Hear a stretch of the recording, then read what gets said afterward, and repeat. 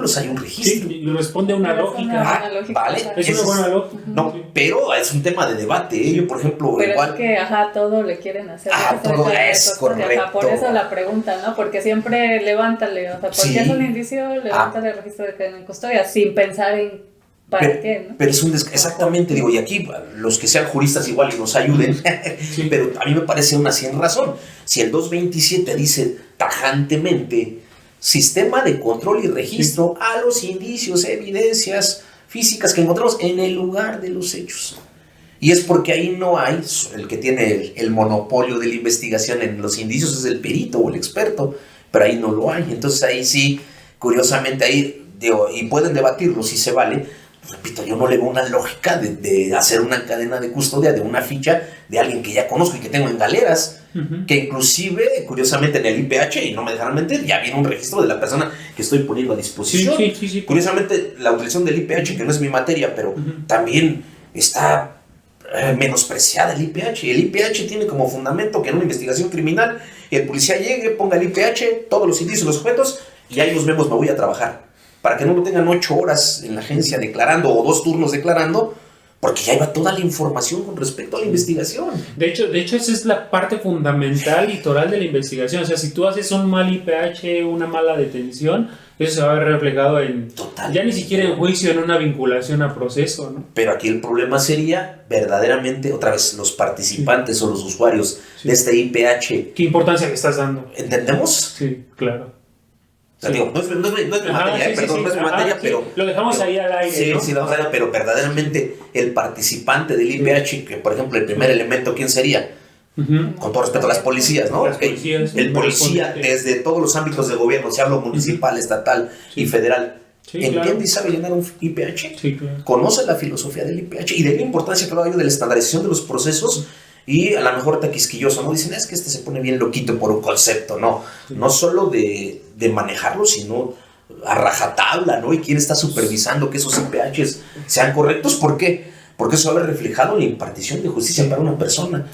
Dicen, la puerta giratoria y este sistema no funciona, ¿no? Pero los participantes de este sistema... No, o sea, a mí se me ocurre que, por ejemplo, está concatenado con otro tipo de áreas, porque el IPH tiene su apartado, sus anexos de entrevista, ¿no? Supongamos que en la entrevista hay alguien que vio un testigo algo, no sé, fundamental y te dices, es que yo vi que fulanito de tal tocó tal área. Entonces ya no traigas hablando del logoscopista a buscar en toda la zona, ¿no? A ver ahí qué hay. Correcto. Es importantísimo, ¿no? Sí. Tener como esa articulación respecto a la investigación. También para no duplicar trabajo. Totalmente, ¿no? Y ese es el objetivo, ¿eh? Ese es el objetivo de IPH. Llega el policía así en una lógica bien simplista. Ya no es tan simple, pero sí.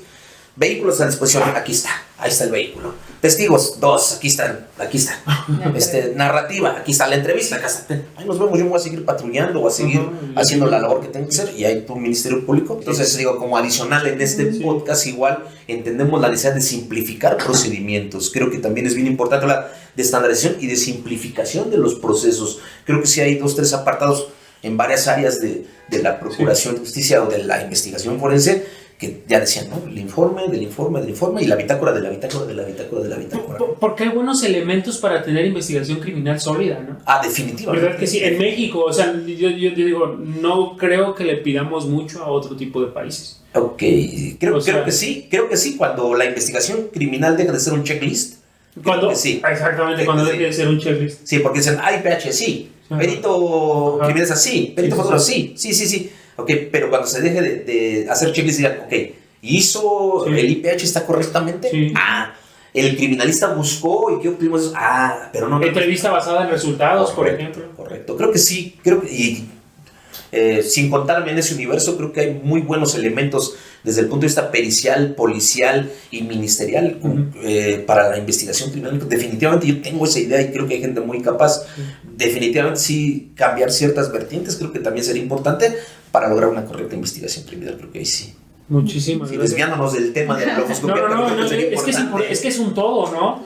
O sea, si vemos de manera unilateral la logoscopia, los estudiantes van a seguir con este entendimiento de solo mi chamba y lo demás no me interesa. Que aprendan que es un sistema, ¿no? Ajá, que no solo aprendas como de tu área, sino de cómo la sinergia de toda la ciencia forense, cómo se articula la investigación, ajá, los temas jurídicos. Totalmente. Ahora, por eso inclusive a mí, que son memes, entiendo el alcance, pero que un perito se autodenomine levantamuertos, etcétera.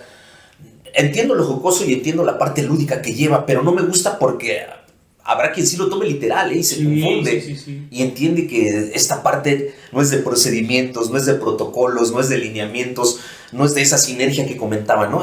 Yo voy a levantar muertos y levantando el muerto yo ya soy perito. Y curiosamente no tiene que ver con eso, tiene que ver con más lineamientos. Y creo que en el momento que también el profesional, nosotros entendamos eso, creo que sí va a haber un cambio, ¿no? Con respecto a esto. Bien, ¿cómo se realiza el registro lofoscópico? No sé si ya lo abordamos.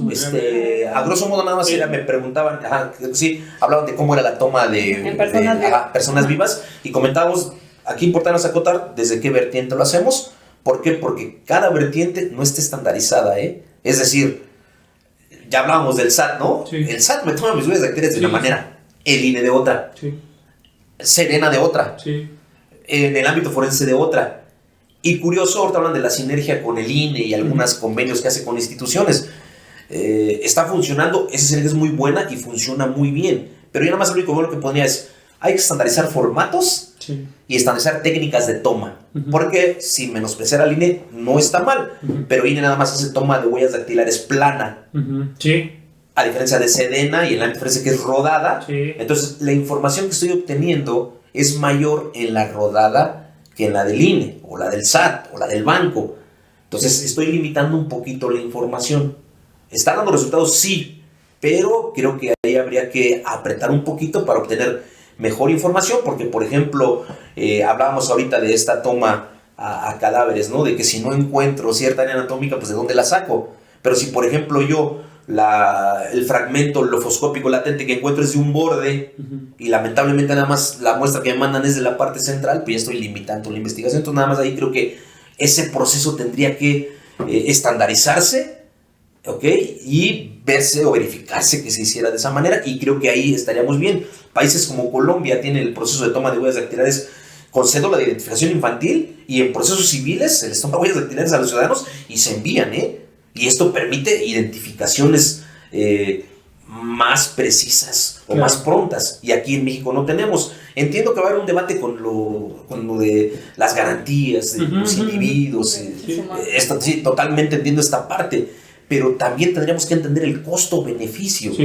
Sí, porque mucha gente dice, es que me van a fiscalizar. Ójole, todos subimos a redes sociales, nosotros solitos compartimos esa información. Entonces, respetando ahí, porque también tengo que ser bien enfático con esta parte, ¿qué tanto es importante o el uso de las cosas, ¿no? Sí, teóricamente, lo decía usted, se supone que hay leyes de protección de datos personales en posesión de sujetos obligados o en posesión de particulares, ¿no? Totalmente. Entonces, tendrían que ser ellos los responsables de resguardar correctamente esta información. Pero el problema es que no lo sabemos. Por ejemplo, ahorita que hablaban de esta inteligencia artificial y el uso de estas tecnologías, por ejemplo, ahí nada más lo dejamos sobre la mesa, pero curiosamente para desbloqueo de nuestros teléfonos celulares utilizamos huella dactilar.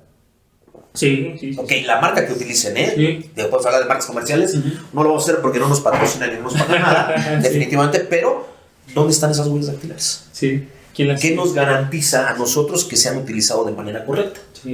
Ok, reconocimiento facial en sus teléfonos celulares. ¿Y qué me garantiza a mí?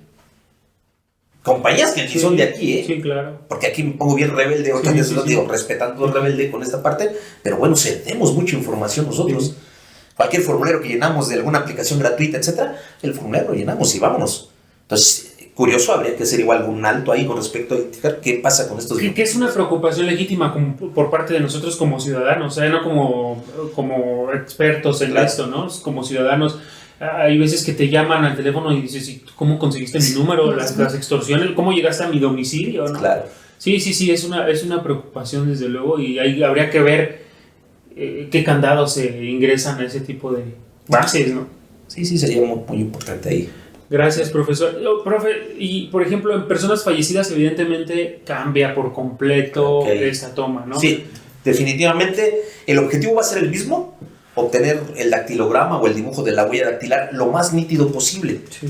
Pero bien es cierto que de acuerdo a las características que tenga el cuerpo en ese momento, nos va a implicar cierta dificultad, ¿sí? De ahí inclusive platicábamos hace un momento del doctor Cárdenas, ¿no? Con respecto a la orientación cadavérica y todo esto. Entonces ahí curiosamente sí va a implicar una complicación, o va a implicar la aplicación de una técnica distinta de acuerdo a cómo se encuentre el cadáver.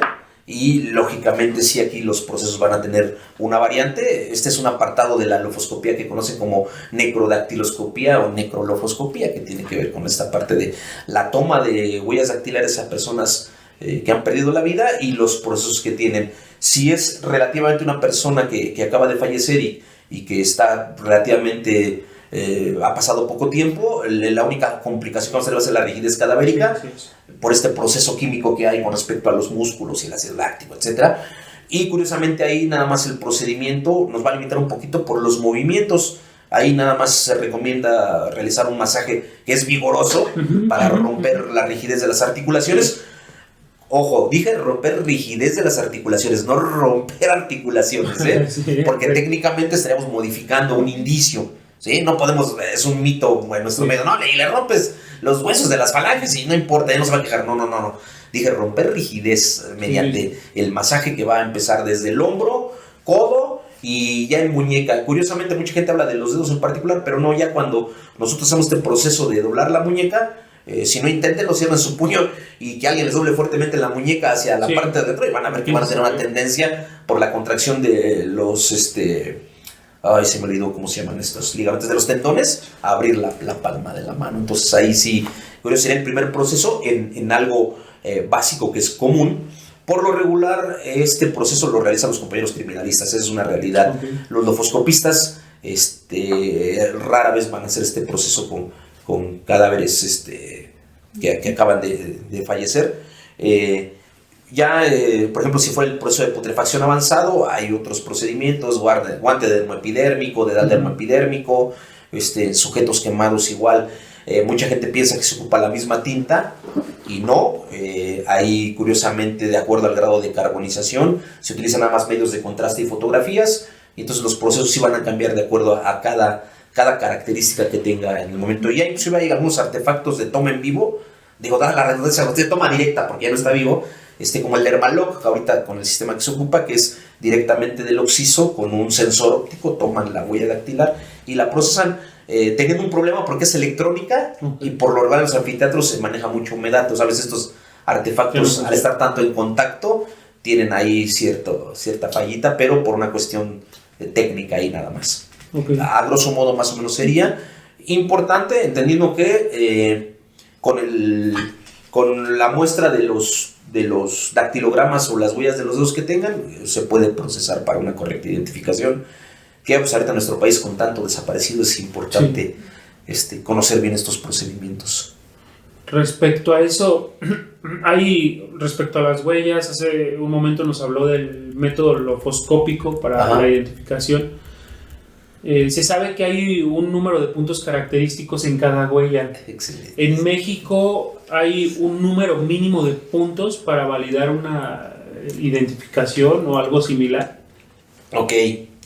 Curiosamente, hablábamos primero del sistema de clasificación a grosso modo, lo más simple, ¿no? Dividir las huellas dactilares en 4 grupos, pero esos grupos podemos compartirlos, es decir, una gente puede tener sus huellas dactilares que sean de un solo grupo o que tengan los 4, etcétera. Y eso sería de manera muy general, y ya más profundamente vamos a estudiar las crestas y el recorrido que estas hacen en una huella dactilar, y precisamente a esas irregularidades que sufren las crestas o las líneas le conocemos como puntos característicos, que son uno de los elementos medulares para identificar personas. Tiene que ver con la filosofía de comparativa dactilar o lofoscópica que llevemos a cabo. La pregunta era, ok, ¿hay una cantidad mínima de coincidencia entre una huella dactilar y otra para darla positiva en México? A esa filosofía de comparativa dactilar se le conoce como estándar numérico. Okay. Es decir, debe de haber una cantidad de características de coincidencia entre una huella dactilar y otra para darla positiva. ¿Esa filosofía de estándar numérico la ocupamos en México? Sí. Aunque un artículo de 1973 publicado por la Asociación Internacional de Identificación dice que el estándar numérico carece de valor científico para la identificación de personas. ¿Vale? Ok, esta pregunta le he llevado yo pugna porque en diversas capacitaciones me han dicho que en otros países del mundo, en particular Francia, ellos ya dejaron este estándar numérico, ¿sí? Desde hace mucho tiempo. Curioso porque he tenido oportunidad de trabajar con dactiloscopistas, en particular dactiloscopistas franceses. Y curioso porque les preguntaba, ok, nosotros ocupamos este estándar numérico, ¿es correcto hacerlo? Sí, seguimos usando estándar numérico. Independientemente del artículo que yo comentaba, entonces en México lo seguimos ocupando, sí. Y a la pregunta expresa la respuesta es 12, o hay gente que dice de 12 a 15. ¿Con base en qué? ¿Con base en qué utilizan estos mínimos de características? Hay varias vertientes porque es muy común que desde el punto de vista del derecho me pregunten ¿y dónde dice este lineamiento que debe de haber 12 características de igualdad entre una huella dactilar contra otra para dar positiva la identidad? Curiosamente, la base nada más es doctrinal o bibliográfica, es decir, tomamos los lineamientos de los libros para hacerlo y hay varios en nuestro país. Específicamente voy a mencionar mexicanos, porque son los que fundamentan, que sería Dactiloscopía y otras técnicas de identificación de la maestra Arminda Reyes Martínez, de Editorial Porrúa, primera edición 1977, si mal no recuerdo. El estudio científico de la dactiloscopía de Salvador Tomás Trujillo Arriaga, ese es de Editorial Limusa, si mal no recuerdo, segunda edición 2008. Y a ver, déjenme recuerdo otro. Creo que mis lecciones de dactiloscopía del maestro Benjamín Martínez. Entonces, a grosso modo, ahí más o menos se aterriza esta característica. Curiosamente, no hay una legislación que lo diga, no lo hay. Si lo buscan, no hay una ley que diga este es el que se va a ocupar. Pero hay otros procedimientos para comparativa dactilar. Les hablaba de uno integrador o el holístico. Este procedimiento dice, ok, el número no me importa tanto siempre y cuando tomes todo lo que haya. Por eso se llama sistema integrador. Hablabas de cicatrices. Hablabas del núcleo de la huella, el núcleo de la huella, ¿ok? Las crestas, los surcos, todos los elementos que puedas tomar de la huella dactilar, ocúpalos para identificar. Y eso te va a permitir dar un mejor resultado, ¿sí? Ese método integrador holístico es método colombiano. Curiosamente, me habían dicho a mí que en Francia también lo utilizaban, pero repito yo en esta pregunta, sin poderlo comprobar porque no he podido viajar a la ciudad de la luz allá a ver cómo está todo este rollo. Pero sí, curiosamente, da esos procedimientos. Y el tercer procedimiento de comparativa dactilar se llama procedimiento probabilístico, que al fin y al cabo la lofoscopía y dactiloscopía son procedimientos de probabilidad y que utilizan los sistemas automatizados para comparar la probabilidad para hacerlo. Entonces, para comparar huellas dactilares, utilizamos tres procedimientos. Dijimos estándar numérico, que era de los puntos, la academia, ¿okay? El procedimiento holístico e integrador, que es todos los elementos, y el probabilístico, que utilizan los sistemas. Y quiero aclarar aquí, ninguno de estos procedimientos están regulados en una ley o en un protocolo. ¿Por qué? Bueno, ahorita usted nos corrige. Hay un método, el estándar Doubert. Dauer, pero no está chido. Son criterios. Ese tipo de criterios parece que se gestan en Estados Unidos y luego los aterrizan aquí en concreto la Suprema Corte los aterriza aquí.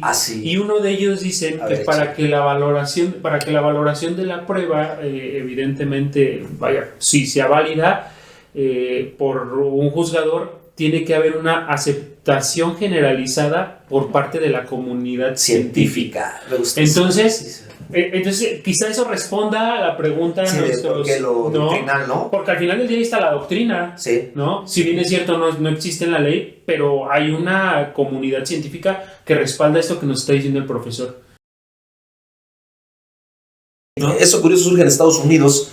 Hay un debate acerca de un medicamento, creo que hay. Curioso, sí, ¿no? Parece que es un tema civil, es un tema... Un medicamento que les dan a las embarazadas. Ajá. Una de ellas mete juicio en el ámbito civil, la indemnizan, y otra embarazada que estaba dice, yo también, y luego otra, y luego otra, y luego otra, y luego otra. Y curioso porque se viene en cascada las indemnizaciones para esto, poniendo en tela de juicio la farmacéutica. La farmacéutica trataba de salvarlo, rescatarlo desde el punto de vista jurídico, abogados y todo, y en un momento entiende, no, aquí hay que meterlo científico, porque verdaderamente el medicamento está causando ese efecto, y es donde ya los jueces, en un momento cuando llevan a sus expertos, por eso se aterriza en el ámbito forense, llevan a sus expertos, lógicamente el experto que yo va a decir lo que yo quiera, y el otro experto va a decir lo que yo quiera, y curioso es donde viene precisamente esta parte que comentaban, donde dice, a ver, para validar precisamente o hacer válida una prueba que me van a dar, tiene que tener ciertas vertientes en esta secuencia. Primero, ser aceptado por la comunidad científica en ese momento, hablando con respecto al medicamento, tiene esos efectos, y lo trasladan a lo forense. Curiosamente podemos aplicarlo, y también hay otro protocolo que se utiliza en el ámbito de la lofoscopía que la gente confunde y cree que es un sistema lofoscópico, y no, y es algo parecido al criterio que comentabas, que es el método ASEP. Que no sé si recuerdo, había una pregunta ahí por ahí, pero no lo recuerdo. Pero el método ASEP, curiosamente, nada más es un método de validación científica, ¿sí? En estudios científicos que trasladan a la lofoscopía, ¿vale? ASEP por sus acrónimos, análisis, comparación, evaluación y verificación, ¿vale? Entonces dice, para las huellas lofoscópicas, lo primero que tiene que hacer el experto es hacer un análisis, ¿vale? ¿Sí? Este análisis va a ser previo a la comparación, y a grosso modo habla de los niveles de calidad en las huellas lofoscópicas y de identificar a qué región anatómica pertenece. ¿Por qué? Si dijimos que las huellas de aquí y de acá y de los pies se parecen, lo primero que tiene que hacer es, bueno, compara dactilares con dactilares, palmares con palmares y plantares con plantares. Parece de risa, pero sí me ha tocado ver en el ámbito profesional que piden comparar una dactilar con una plantar. ¿Sí? Nada más por la dimensión del objeto de estudio. Entonces, ya una vez que tú analizaste y dices esto con esto, compara. Evalúa para tu resultado, y por último verifica. La verificación en la comunidad científica es muy común. ¿Sí? Y de ahí vienen términos como una verificación de pares o una verificación ciega. Una verificación de pares tiene que ver con que, en el ejemplo de huellas dactilares, yo doy un resultado de una huella dactilar, y previo a emitir yo mi producto, que es mi dictamen o el resultado, tiene que ser verificado por alguien que tenga, primero, la misma experiencia que yo, la misma capacitación que yo y el mismo ritmo de trabajo que yo. ¿Sí? ¿Para qué? Para que estén en igualdad. Eso se llama verificación de pares. Esto va a permitir que si hay algún error, hablamos ahora del IPH, si hay algún error, mi par lo detecte. ¿Sí? Pero, curioso, en una verificación de pares hay que tener cuidado, porque si mi par es mi amigo y mi par sabe cómo trabajo, que a mí me ha sido de lo profesional. ¿Hay un sesgo? Sí. Y hay un saludo a mi maestro Elías, que fue el que me enseñó. Sí. Cuando yo verifico a mi par y yo tengo confianza en él, lo admiro, lo respeto, y digo, mi máster, cuando me dan a verificar en par, hay un sesgo, claro que hay un sesgo. El famoso sesgo cognitivo de las ciencias forenses. Y curioso, ya le quita el rigor científico a esto. Porque como es mi partner, mi parcerito, es mi amigo, mi compa, mi máster, yo curiosamente voy a traer, y se den las ciencias forenses, y nadie va. Entonces, curioso, entonces ahora viene la verificación ciega, ¿vale? Que es, dos expertos de ese mismo nivel o superior, sin que sepan quién analizó para quitar el sesgo. Y ya una vez que se emite el resultado, se compara resultados. Si lógicamente van en el mismo sentido, sin problema, ¿no? Entonces, sí, ahí, curioso, estos son los procesos que nos permiten validar en un juicio precisamente esos procesos, ¿no? Porque es normal. ¿Cómo usted no cae en el error?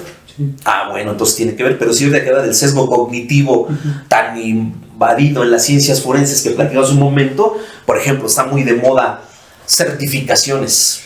Muy común, certifican los estándares de competencia, ¿no? Primero que nada, ¿quiénes son las entidades certificadoras? ¿Por qué no están validadas? En Estados Unidos un escándalo grandísimo de una entidad certificadora en el ámbito forense que ya era un monstruo de certificación. Y curiosamente empieza a haber un auge en lo económico que decíamos. Y que podría responder más al orden capitalista. Doctorados honoris causa de nuestro país, ¿no? Porque además la ciencia forense vende, ¿no? Totalmente, ¿no?